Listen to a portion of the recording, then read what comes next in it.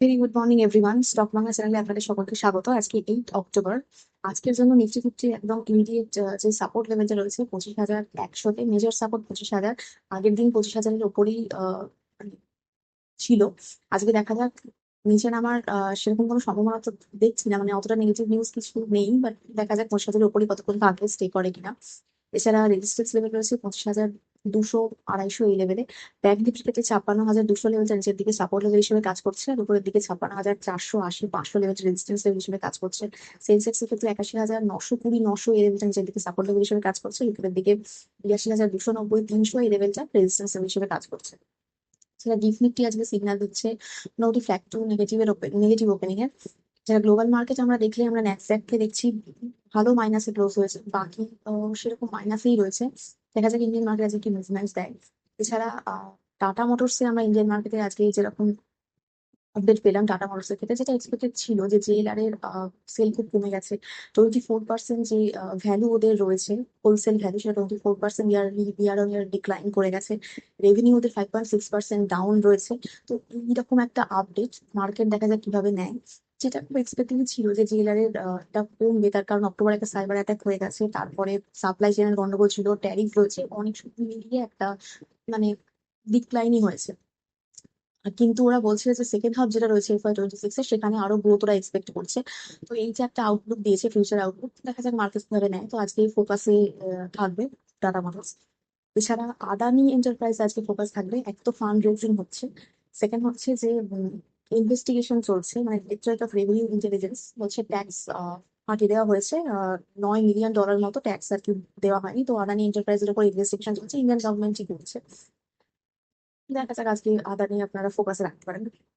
যেটা টাইটানের Q2 এর যে আপডেট রয়েছে, সেখানে ওরা বলছে কনজিউমার বিজনেস সেটা 20% গ্রোথ রয়েছে, ইন্টারন্যাশনাল বিজনেস ক্ষেত্রে 86% গ্রোথ রয়েছে, তানিক্সের ক্ষেত্রে 18% গ্রোথ, ক্যারাটল্যান্ড 30% গ্রোথ। তানিক্সের 24টা নিউ স্টোর ওপেন হয়েছে।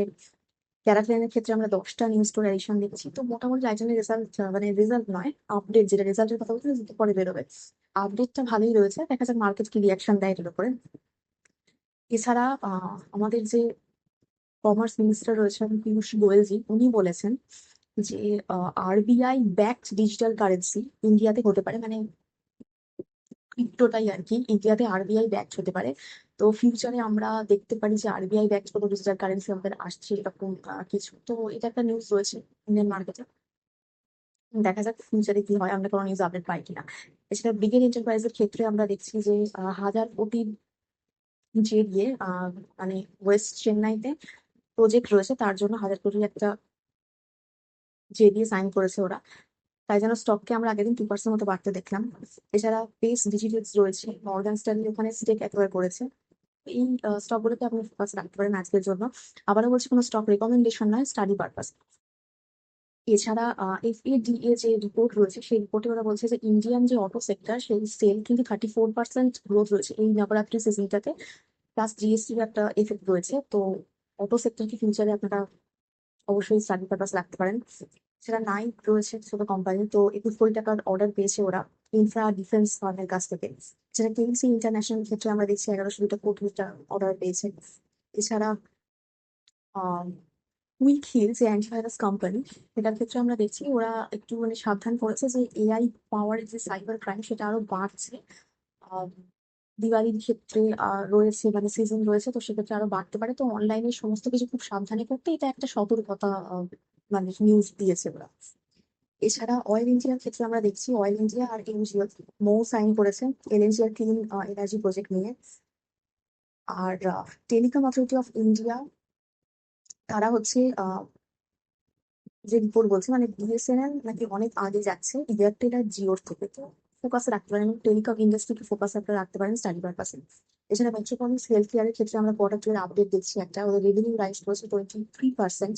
প্রিভেন্টিভ হেলথ চেকআপ যে মানুষজন বেশি করাচ্ছে বলে, তো মেট্রোপলিসে অবশ্যই আপনারা ফোকাস রাখতে পারেন তার জন্য। এছাড়া আমরা ইন্ডিয়া আর ইউএসএ যে ট্রেড ডিল, সেটা এখনো পর্যন্ত কোনো ফাইনাল আউটকাম কিছু নয়। তবে 6th রাউন্ড আবার শুরু হতে পারে, ইউএস গভর্নমেন্ট যে শাটডাউন চলছে সেটা নিচে গেলে। তো এটা রয়েছে, পরের দিকে দেখা যায় কি আপডেট পাই আমরা। এছাড়া ট্রাক ইম্পোর্টের ক্ষেত্রে যে 25% ট্যারিফ আবার চাপ ছিল, আমেরিকা ইউএস গভর্নমেন্ট চাপাচ্ছিল, তো সেটা ফার্স্ট অক্টোবর থেকে হওয়ার কথা ছিল, সেটা 1 নভেম্বর হয়ে গেছে। সেখান থেকে আর কি ইম্পোর্টের উপর 25% ট্যারিফ চাপবে।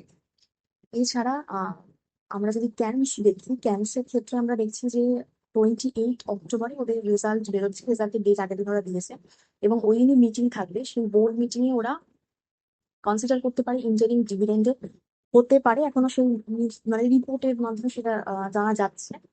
এছাড়া স্টক স্প্লিট হবে, সেটা 10 অক্টোবর, সেটা ওরা জানিয়েছে যে ওটা হবে। এছাড়া ইন্টারিম ডিভিডেন্ডের একটা নিউজ রয়েছে, তো ক্যানস আজকে ফোকাসে রাখতে পারেন আপনারা।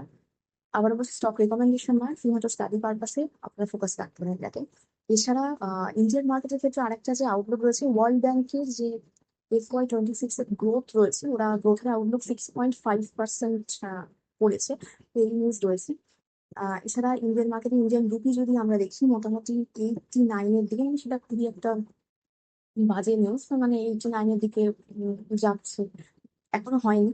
তো পরবর্তীকালে আশা করা যায় যে হয়ে যাবে হয়তো, সেটা ইন্ডিয়ান মার্কেটের ক্ষেত্রে খুব গুড নিউজ নয়। এছাড়া এফআইআই ডিআইআই ট্রেডিং যদি আমরা দেখি, আগের দিন এফআইআই কিন্তু বাই করেছে, দেখা গেছে। এবার কন্টিনিউ যদি ওটা থাকে তো ভালো, মানে মাঝখানেও আরেকবার বাই করতে দেখা গেছিল, কিন্তু ওটা কন্টিনিউশন ছিল না, দেখা যাক।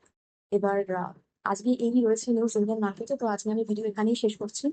প্লিজ আমার এই ভিডিওর উপর ডিপেন্ড করে কোনো ইনভেস্টমেন্ট করবেন না, আমি কোনো সেভিংস অ্যানালিস্ট বা অ্যাডভাইজার নই, শুধুমাত্র এডুকেশন পারপাসে এই ভিডিও দেখা হচ্ছে নেক্সট ভিডিও।